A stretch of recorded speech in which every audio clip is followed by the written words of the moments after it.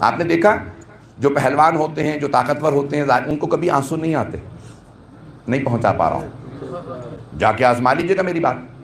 جو بہت طاقتور لوگ ہوتے ہیں، بہت زیادہ ورزش، بہت زیادہ ہر بات پہ لڑ رہے ہیں، ان کے آنکھوں میں عام طور سے آنسو نہیں آتے.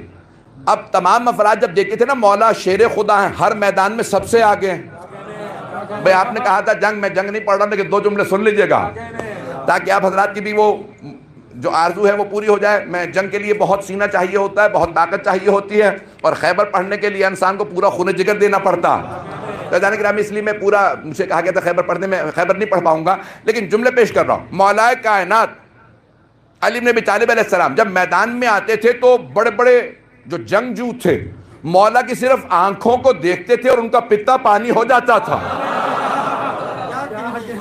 مولا کی آنکھیں بہت بڑی بڑی تھیں، اور مولا اپنا امامے سے تحت الحنک نکالتے تھے. تحت الحنک نکالتے تھے تو چہرے پہ اپنے نقاب رکھتے تھے، صرف آنکھیں نظر آتی تھی، سر پہ امامہ ہوتا تھا. توجہ. اور چہرے پہ مولا کپڑا اپنا جو ہے یہ امامے سے تحت الحنک نکالتے. پوچھا کسی نے مولا یہ آپ اپنے چہرے پہ لبوں کو ناک کو کیوں ڈھانپ لیتے ہیں؟ کہا کیونکہ میں اتنی پھرتی سے لڑتا ہوں کہ دھول اڑتی ہے اور دھول مجھے اذیت دیتی ہے. عزیزان گرامی اس رفتار سے مولا جنگ کرتے تھے کہ کوئی گن نہیں سکتا تھا کتنی ضربتیں چلی ہیں. مولا کائنات کی رفتار بہت زیادہ تھی، جب چلتا تھا ہاتھ تو کوئی گن نہیں سکتا تھا کتنی ضربتیں چلائی ہیں، کتنے سر گرے ہیں. تو مولا کائنات بہت تیز جنگ کرتے، کہا صرف آنکھوں سے. اب افراد کو پتہ نہیں چلتا تھا، یا ذوالفقار دیکھ کے پہچانتے تھے یہ علی ہیں، یا جب پاس آ جاتے تھے تو پھر ہوش آتا تھا علی ہے.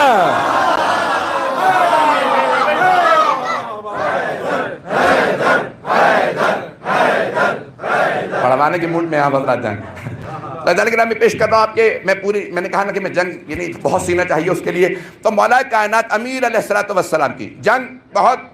صفین کے 2 جملے صرف سن لیجئے گا کہ جب آپ سے صفین میں کہا آپ نے ہر جنگ زمین پہ کھڑے ہو کے لڑی ہے. مولا کائنات نے بدر میں، احد میں، خیبر میں، خندق میں، سب جنگوں میں زمین پہ لڑے.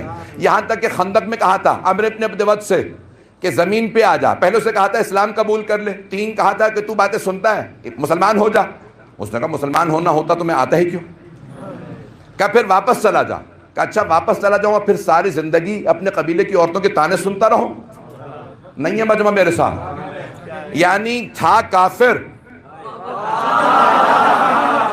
تھا مشرک، لیکن غیرت مند تھا. آگے آؤں تو بھاگوں گا نہیں.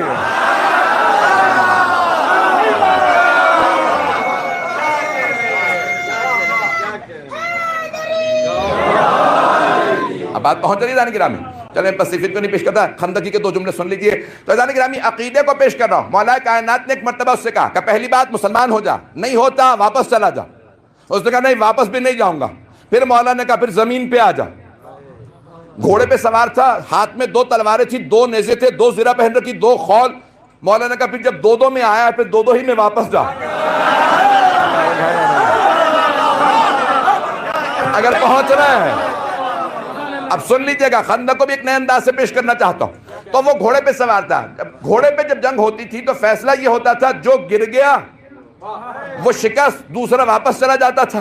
لیکن زمین پہ جنگ کا مطلب یہ ہوتا تھا یا تو نہیں یا میں نہیں. نہیں ہے مجمع. تو مولا کائنات نے کہا پھر زمین پہ آ جا. اس نے کہا میں اتنا تجربہ کار اور ایک نوجوان لڑکا مجھ سے کہہ رہا ہے زمین پہ آ جا. اس نے دونوں ہاتھوں سے ہتھیار ہاتھ میں لی اور اپنے گھوڑے سے چھلانگ لگائی اور مولا پہ ایک مرتبہ حملہ کیا. مولا نے ایک مرتبہ ڈھال سے روکا، زمین پہ پھینکا. ایک مرتبہ جب مولا نے زمین پہ